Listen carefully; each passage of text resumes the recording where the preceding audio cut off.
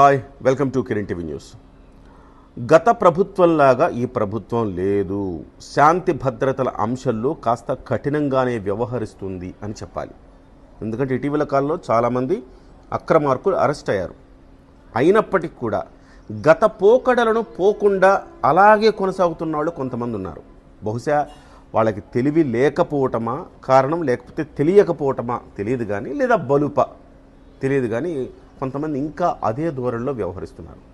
మొన్న 4వ తారీఖున జగన్మోహన్ రెడ్డి గారు ఒక రౌడీ షీటర్ని తెనాలిలో పరామర్శించడానికి వెళ్ళారు.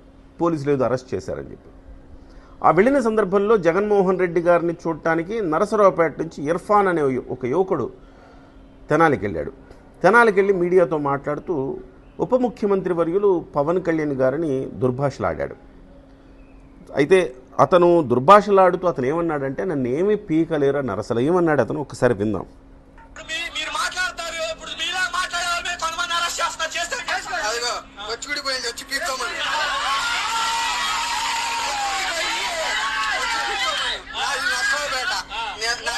తెనాలి కాదు, నేను జగనన్న వస్తున్నాడు అనే మాట మీద నర్సరావుపేట నుంచి వచ్చా. నర్సరావుపేటలోనే ఉంటా. ఎవడు నేను ఇప్పుడు మాట్లాడాగా డిప్యూటీ సీఎం కుత్తల నా కొడుకు, ఆడముంజాల నా కొడుకు. నేను నర్సరావుపేటలోనే ఉంటా.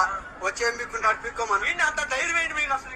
జగన్ అంటే ధైర్యం అంటే జగన్మోహన్ రెడ్డి అంటే ధైర్యము అంటున్నాడు ఇతను.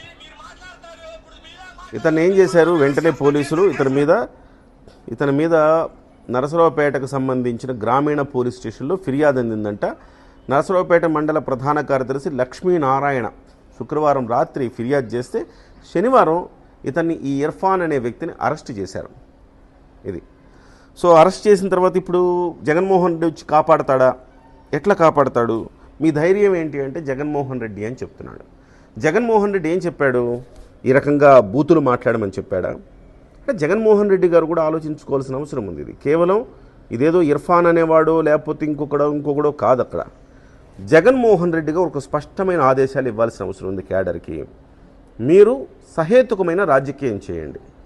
రాజకీయం ప్రభుత్వ తప్పులుంటే ప్రశ్నించండి, సహేతుకంగా ప్రశ్నించండి, పార్లమెంటరీ భాషలో ప్రశ్నించండి. అంతే తప్ప మన ప్రభుత్వంలో రెచ్చిపోయినట్టు, చెలరేగిపోయినట్టు ఈ రకంగా దుర్భాషలాడతాను, బూతులు మాట్లాడతాను, ఏదంటే అదంటాను, ఏమైనా పీక్కోమంటాను అంటే గనక ఈ ప్రభుత్వం ఊరుకోదన్న సంగతి కనీసం జగన్మోహన్ రెడ్డి గారైనా కానీ ఈ అర్భకులకి చెప్పాల్సిన అవసరం ఉంది.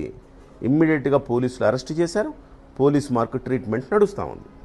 కనీసం అంటే ఇవాళ ఇర్ఫాన్ ఫ్యామిలీ ఇబ్బంది పడుతుంది కదా. ఇప్పుడు ఇర్ఫాన్ చేసిన పనికి ఇర్ఫాన్ ఫ్యామిలీ ఇబ్బంది పడుతుంది. జగన్మోహన్ రెడ్డి గారు వచ్చేమన్నా రిలీజ్ చేస్తారా? చేయగలరా? జగన్మోహన్ రెడ్డి గారు రేపు మాపో జైలుకి వెళ్తానంటున్నారు. అలాంటి వ్యక్తి వీళ్ళనేమి రిలీజ్ చేయగలుగుతారు? కాబట్టి కార్యకర్తలు, అది ఏ పార్టీ కార్యకర్తలైనా అర్థం చేసుకోవాల్సిన, చివరికి చేబ్రోలు కిరణ్ అనే వ్యక్తి బూతులు మాట్లాడితే తెలుగుదేశం పార్టీ వాడేయండి కూడా అతన్ని అరెస్ట్ చేశారు తెలుగుదేశం ప్రభుత్వంలో. సో అంతా అంటే ఈ కూటమి ప్రభుత్వంలో ఈవెన్ తెలుగుదేశం పార్టీకి hard core supporter Chebrolu Kiran కూడా అరెస్ట్ చేశారంటే ఇక వైసీపీ వాళ్ళను వదులుతారా? ఈ అంశాన్ని కార్యకర్తలు గుర్తుంచుకోవాల్సిన అవసరం ఉంది. లేదు ఇర్ఫాన్ లాంటి వెధవలకి కనీసం వాళ్ళ కుటుంబ సభ్యులైనా చెప్పాల్సిన అవసరం ఉంది. ఇవాళ అల్టిమేట్గా బాధపడేది ఎవరు? వాళ్ళ కుటుంబ సభ్యులు ఇవాళ సఫరర్స్గా మిగులుతారు. కాబట్టి ముందు వెనక ఆలోచించాలి. సభ్యత, సంస్కారం ఇక నుంచైనా జగన్మోహన్ రెడ్డి నేర్పించాల్సిన అవసరం, ఆవశ్యకత, బాధ్యత ఆయన మీద ఉన్నాయని మనం చెప్పుకోవాలి.